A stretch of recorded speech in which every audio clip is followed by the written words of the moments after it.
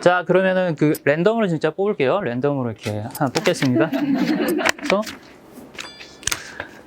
저는 탐진치에 기반하여 나타난 결과인 파멸을 두려워하기 때문에 진선미를 추구한다는 걸 알았습니다. 그래서 안 좋은 상황이 왔을 때 그게 파멸로 가는 길일까봐 두려워요. 이해가 되죠? 자, 탐진치도 상대성 안에서 진선미와 하나인 건가요? 물어보셨어요. 탐진치도 결국 진선미로 가는 과정인가요? 우리의 최종 목적지는 진선미의 승화입니까? 물어보셨습니다. 이게 되게 중요한 질문인데요.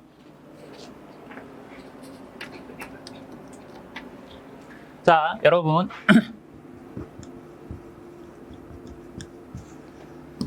상대성이라는 것에 대해서 이제 알아보자 보면은 오늘의 지금 방금 나온 질문에서 테마가 되는 게 뭐냐면은 탐진치와 진선미예요. 그렇죠?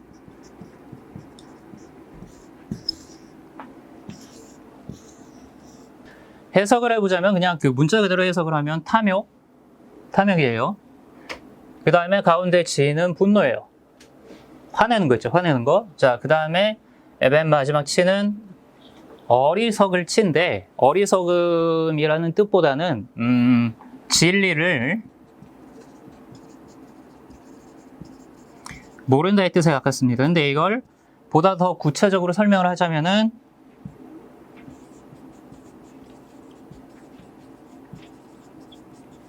비이원을 모름에 가까워요. 그래서 이원성에 남아있는 상태를 뜻합니다. 단순히 이 치자를 갖다가 뭐라 그래야 돼? 어리숙하고 어벙하고 이렇게 해서 모르는 그런 상태가 아니에요. 그게 아니라 아무리 내가 똑똑하고 잘났다고 그래도 비이원성을 모르는 상태가 치예요. 그래서 대표적인 탐진치 중에 치에 사로잡혀 있었던 유명인들이 되게 많아요. 대표적으로 누가 있을까요? 철학하시는 분들이 조금 싫어할 수도 있는데 아리스토텔레스. 자, 이 사람이 서양 철학의 아버지입니다. 이 사람이 내세웠던 논리가 뭐냐면 배중률이라는 게 있어요. 배중률 들어보셨어요? 자, A는 C라는 뜻이에요. 한 번 A가 B라고 정의가 되면은 C에 대한 가능성은, C가 될 수 있는 가능성은 배제가 돼요. 버려집니다. 한 번 A가 C라고 규정이 되어지면 B가 될 수 없어요. 그래서 뭐예요? 오화예요. 자, 이 사람이 당대 최고의 브레인이었어요. 너무 똑똑한 사람이었어요. 그런데 뭡니까? 어디에 속해요? 치에 속해요. 이유는 뭡니까? 비이온을 모르기 때문에 그래요. 비이온을 모르기 때문에. 자, 이거는 이렇게 마음 공부하는 차원에서 말씀드리는 치에 대한 설명이에요. 이걸 갖다가 그냥 아무것도 모르는 사람들한테 그냥 들이대시면 안 돼요. 너 비이온 알아?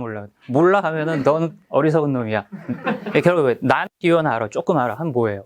내가 너보다 높아. 이런 거 아니에요. 이런 거 아닙니다. 네? 자, 이 배중률 때문에 어떤 논리가 생겼냐면요.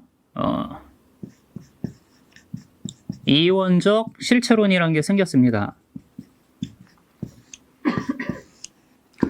이원적 실체론이라는 게 생겼는데 이거는 뭐냐면은 존재하는 모든 것들은 고유의 존재값을 가지고 독립적인 실체로서 존재를 한다라고 생각을 해버리게 만들었어요. 그럼 뭡니까? 우리가 뭐를 사용을 해서 의사소통을 하죠? 뭐를 사용을 해서 전달을 하죠? 언어죠. 언어. 자, 언어가 딱 생기면서 이원적 실체론이 어떤 하나의 언어적 개념에게 적용되는 순간 뭐가 일어납니까? 실체화가 일어나 버려요. 예를 들어 볼게요. 나 하는 순간 뭐가 생겨요? 어이구. 나 하는 순간 너가 생겨요. 나 하는 순간 뭐가 생겨요? 나 아닌 것이 생겨요. 그렇죠?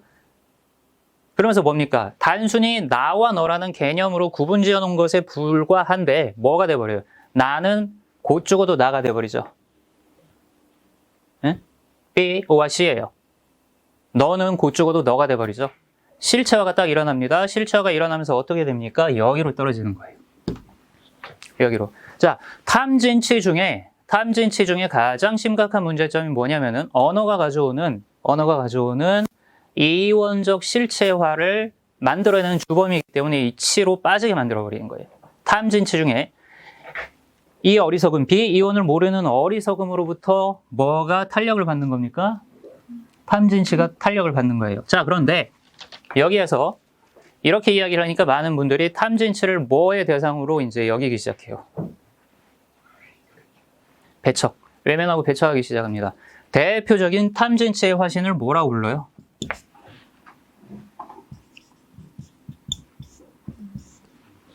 에고 하면 탐진치의 덩어리. 그래서 뭡니까? 꺾어버려야 할 대상, 정복해야 할 대상, 그렇죠? 어떻게 죽여버려야 할 대상으로 생각들을 하게 돼요. 자, 이것 자체가 뭐예요? 배척하고 하고 있는 이것 자체가 뭐예요?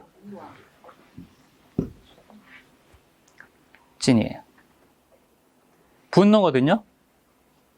무슨 얘기인지 아시겠죠? 자, 에고라는 것을 대상화를 딱 해가지고 이 에고는 내가 반드시 극복하고 버려야 할 대상이다 라고 언어를 통해 가지고 규정 딱 지어버리는 순간 그게 실체화가 되죠. 아까 말씀드렸어요. 실체화가 되죠. 그러면서 뭐가 일어나요? 마음속에서 분노가 일어나요.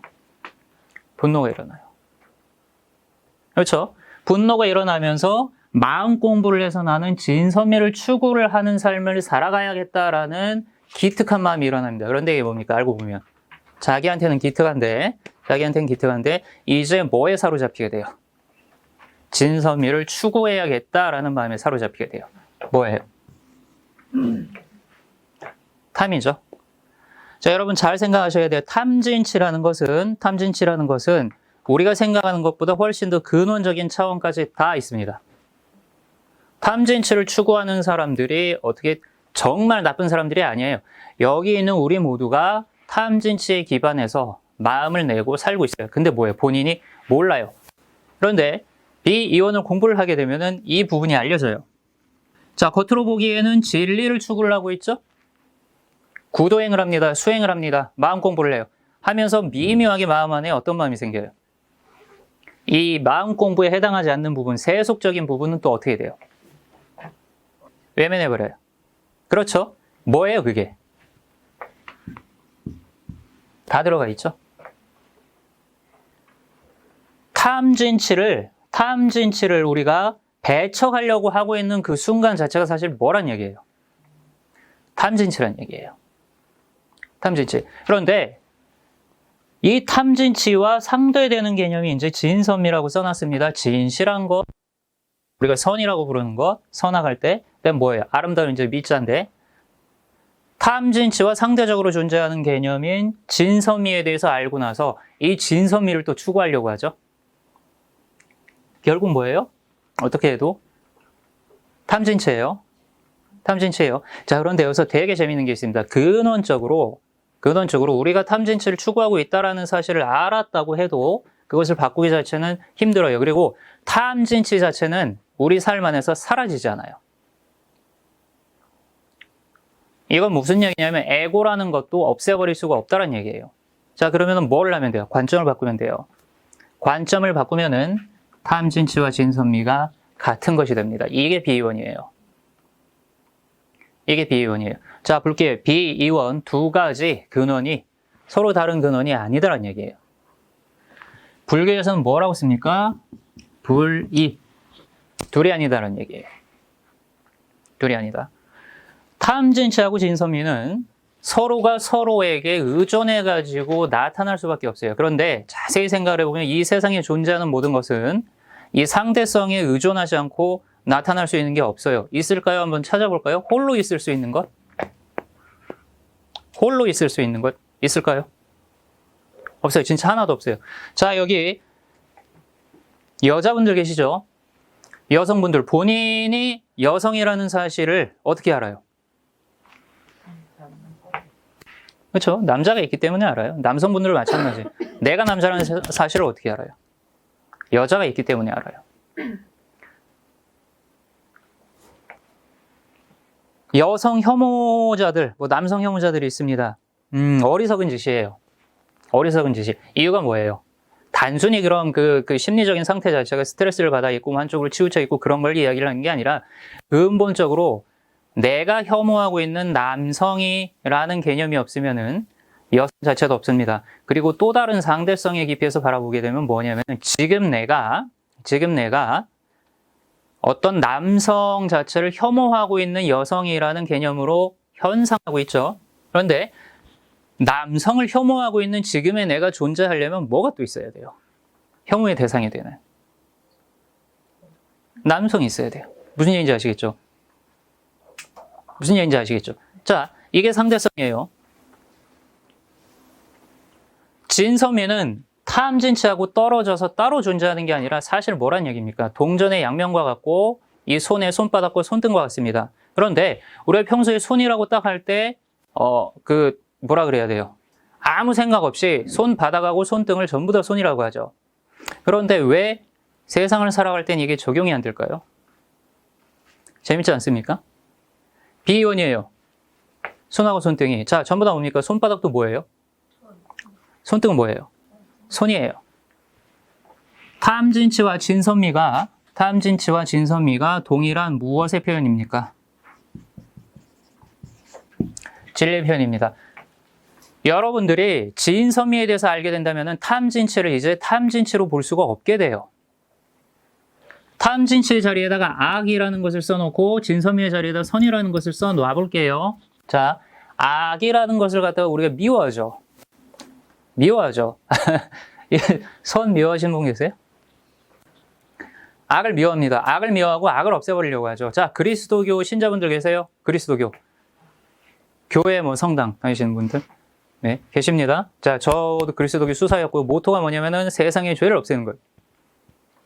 예수 그리스도한테 부여된 명칭 중에 하나가 세상의 죄를 없애시는 하느님의 어린 양이에요. 가능할까요? 불가능해요. 이유는 뭡니까? 악이라는 개념이 사라지면은 동시에 모두 사라져요.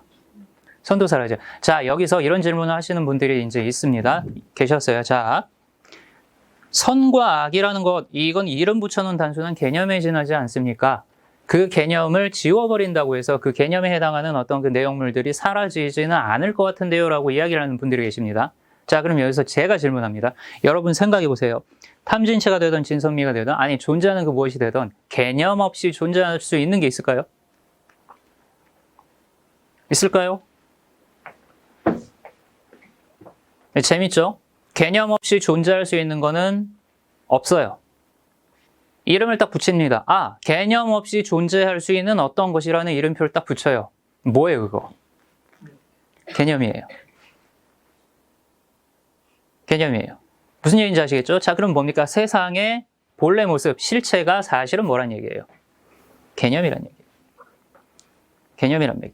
자, 이 개념들이 흘러가야 됩니다. 움직여야 됩니다. 그럼 어떻게 해야 돼요? 개념과 개념이 연동을 해야 돼요.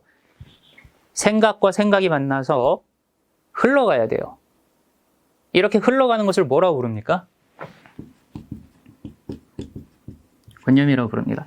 탐진치와 진선미는 관념이라는 하나의 흐름 안에서 서로가 서로의 상대성으로 존재를 하면서 완벽한 존재의 표현을 이루어내는 요소예요.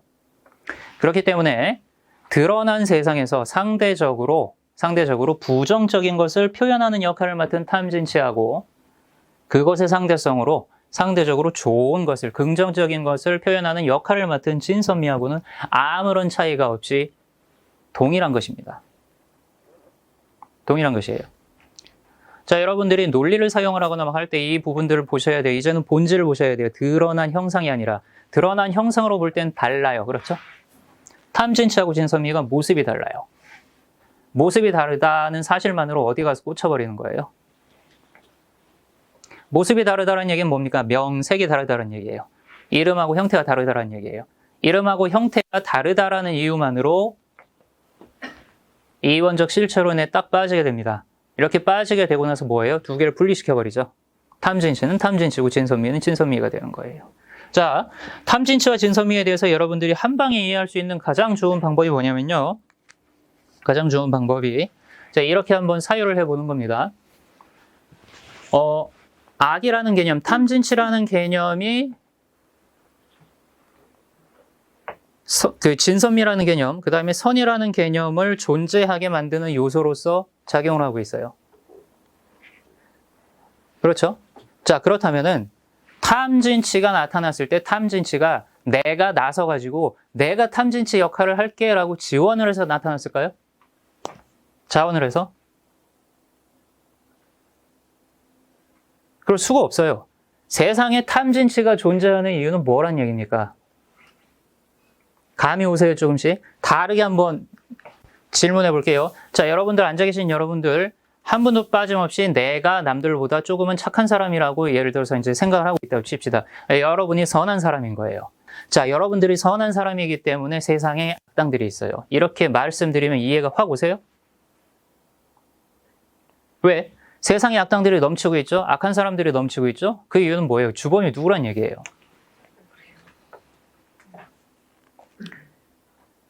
예?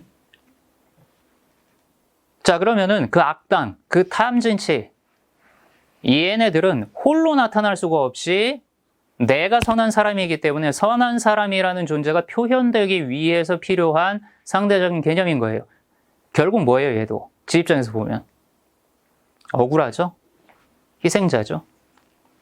희생자죠. 자, 그래서 탐진치와 진선미 간의 우열을 가르는 것 자체도 불가능하거니와 우열 자체가 없습니다. 진선미가 탐진치보다 우월하다라는 얘기가 아니에요. 진선미가 탐진치보다 우월하다라는 얘기가 아니에요. 자, 또 있어요. 이렇게 한번 볼게요. 불교의 교훈 중에 선업도 업이다라는 얘기가 있어요.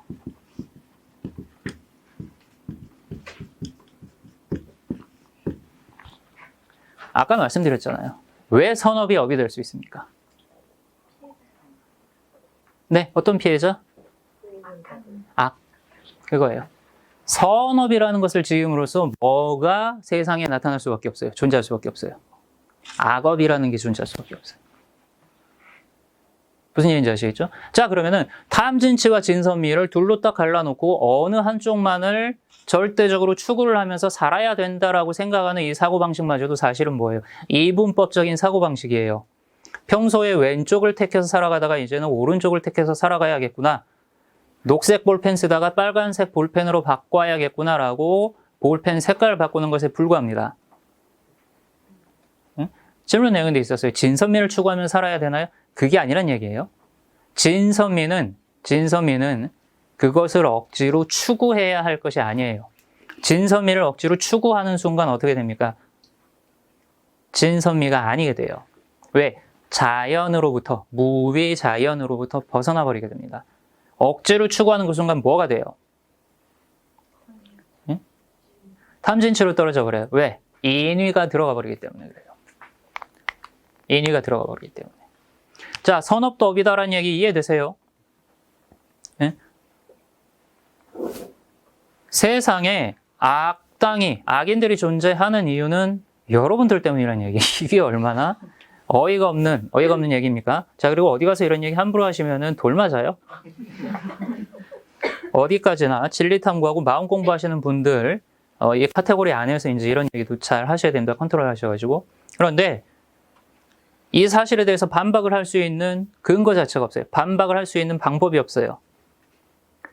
이 세상에 악을 없애는 유일한 방법은 그래서 뭐란 얘기입니까? 선을 없애면 돼요. 선을 없애면 돼요. 자, 그럼 여기서 또 고찰이 들어갑니다. 탐진치라는 것을 진선미라는 것만을 남기기 위해서 공격을 해서 없애버린다면은 그 행위는 진선미일까요? 탐진치일까요? 아주 미묘한 형태의 탐진치예요. 무슨 얘기인지 아시겠죠? 자, 이 마음이 보통 인간의 아주 깊숙한 곳에서 자리를 잡고 있습니다. 그러면서 뭐예요? 뭐가 생겨요? 자기 방어적 자세가 생겨버려요. 이게 종교적인 카테고리로 발전을 해버리면 뭐가 되는 겁니까? 호교론이 되는 거예요. 나의 종교를 방어하기 위해서